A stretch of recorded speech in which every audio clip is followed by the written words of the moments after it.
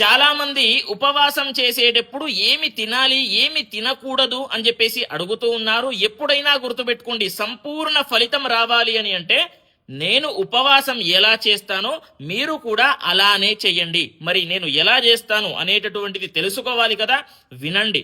నేను ఎలా చేస్తాను అని అంటే ప్రొద్దున బ్రహ్మ ముహూర్తంలో లేస్తాను. బ్రహ్మ ముహూర్తము అని అంటే సూర్యుడు ఉదయించక ముందే లేచి తలస్నానము చేసుకొని తర్వాత సూర్య నమస్కారం చేసి ఆ రోజంతా కూడా ఉపవాసం ఉంటాను.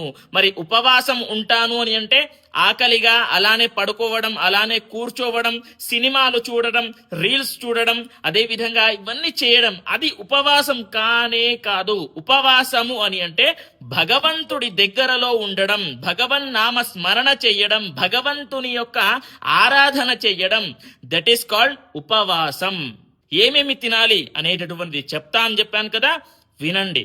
ఏమేమి తినాలి అని అంటే పాలు త్రాగండి, ఫ్రూట్స్ తినండి, సగ్గు బియ్యం ఉంటాయి కదా నానబెట్టుకొని అది కూడా తినండి, తప్పేమీ లేదు. ఒక పూట తినండి సరిపోతుంది. ఎందుకని అంటే భగవంతుని దగ్గరలో ఉండాలి కదా. 2 పూటలు కూడా తినవచ్చు, మీకు ఆకలి అయితే మాత్రమే తినండి. ఎప్పుడైనా గుర్తుపెట్టుకోండి, అందరికీ షేర్ చేయండి. స్వస్తి, సర్వే జనాః సుఖినో భవంతు.